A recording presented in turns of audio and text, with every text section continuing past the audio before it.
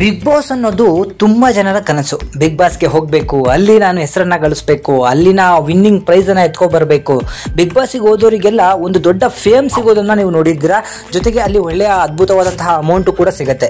Big boss ಅನ್ನೊಂದು ಕೋಟ್ಯಾಂತರ ಜನರ ಒಂದು ಆಸೆ ಅಂತ ಅನ್ಬೋದು, ಅಲ್ಲಿಗೆ ನಾನು ಹೋಗಲೇಬೇಕು ಅಂತ ಹೇಳಿ. ಆದರೆ ಬಿಗ್ ಬಾಸ್ ಮನೆಯೊಳಗೆ ಹೋಗಿರುವಂತಹ ಮಾಳು ನಿಪನಾಳ ಅನ್ನೋ ಒಬ್ಬ ವ್ಯಕ್ತಿ ಯಾವ ರೀತಿ ಬಿಗ್ ಬಾಸ್ಗಾಗಿರ್ಬೋದು ಮತ್ತು ಹೊರಗಡೆ ತುಂಬ ಜನ ಆಕಾಂಕ್ಷಿಗಳಿಗಾಗಿರ್ಬೋದು ದೊಡ್ಡ ಮಟ್ಟಕ್ಕೆ ಅವಮಾನ ಮಾಡ್ತಿದ್ದಾನೆ.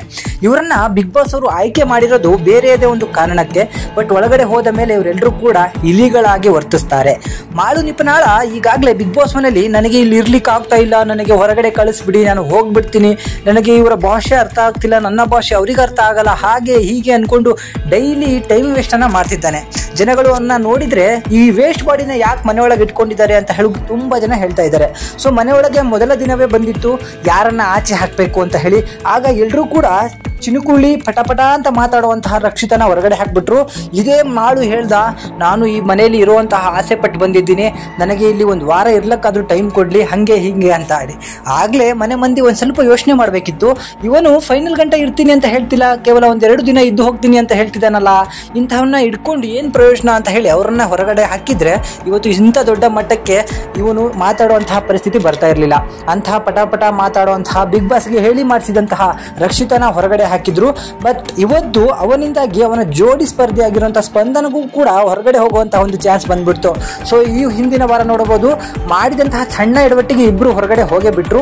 ಈಗ ಮಾಡು ಮಾಡ್ತಿರುವಂತಹ ತಪ್ಪಿಗೂ ಕೂಡ ಸ್ಪಂದನ ಅವರು ಹೊರಗಡೆ ಹೋಗ್ಬೇಕಾಗತ್ತೆ. ಇಂತಹ ವೇಸ್ಟ್ ಗಳನ್ನ ಹುಡುಕಿ ತಗೊಂಡು ಬರೋ ಬದಲು ಒಳ್ಳೆಯ ವ್ಯಕ್ತಿಗಳನ್ನ ತಗೊಂಡು ಬರ್ರಿ, ಒಳ್ಳೆಯ ಸ್ಪರ್ಧಿಗಳು ಒಳಗಡೆ ಬರಬೇಕು, ಜನಗಳಿಗೆ ಮನರಂಜನೆ ನೀಡಬೇಕು.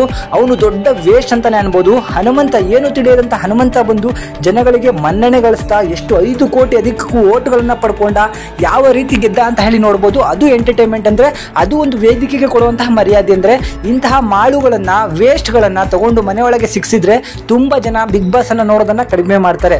ಇವರನ್ನ ಆದಷ್ಟು ಬೇಗ ಮನೆಯಿಂದ ಆಚೆ ಹಾಕ್ಬಿಟ್ಟು ಬೇರೆಯವರನ್ನ ರೀಪ್ಲೇಸ್ ಮಾಡುವಂತಹ ಜಾಗವನ್ನ ಫಸ್ಟ್ ಮಾಡಿದ್ರೆ ತುಂಬಾ ಒಳ್ಳೇದು ಅಂತ ಹೇಳಿ ನನಗನ್ಸುತ್ತೆ.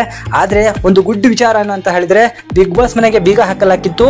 ಸುದೀಪ್ ಅವರ ಒಂದು ರಿಕ್ವೆಸ್ಟ್ ನ ಕಾರಣದಿಂದಾಗಿ DCM ಅವರು DC ಫೋನ್ ಮಾಡಿ ಈಗಾಗಲೇ ಹೇಳಿದ್ರಿಂದ ರಾತ್ರೋರಾತ್ರಿ ಬಿಗ್ ಬಾಸ್ ಮನೆ ಓಪನ್ ಆಗಿದೆ. ಬೆಳಗಿನ ಜಾವ 4 ಗಂಟೆಗೆ ಎಲ್ಲಾ ಸ್ಪರ್ಧಿಗಳು ಬಂದು ಬಿಗ್ ಬಾಸ್ ಮನೆಯೊಳಗೆ ಸೇರ್ಕೊಂಡಿದ್ದಾರೆ. ಅಕ್ಟೋಬರ್ 10ರಿಂದ 8 ಗಂಟೆಯಿಂದ ಲೈವ್ ಶುರು ಆಗುತ್ತೆ. ಮತ್ತೆ ಎಪಿಸೋಡ್ಗಳು ಯಾವುದೇ ರೀತಿಯಾದಂತಹ ತೊಂದರೆ ಇಲ್ಲದೆ ಇವತ್ತಿನಿಂದನೇ ಶುರು ಆಗ್ತಾ ಇದೆ. ಒಂದು ದಿವಸನೂ ಕೂಡ ಬಿಗ್ ಬಾಸ್ ಇದುವರೆಗೂ ಸ್ಟಾಪ್ ಆಗಿಲ್ಲ. ಸೊ ಇದನ್ನ ರೆಕಾರ್ಡ್ ಅಂತಾನೆ ಹೇಳ್ಬೋದು.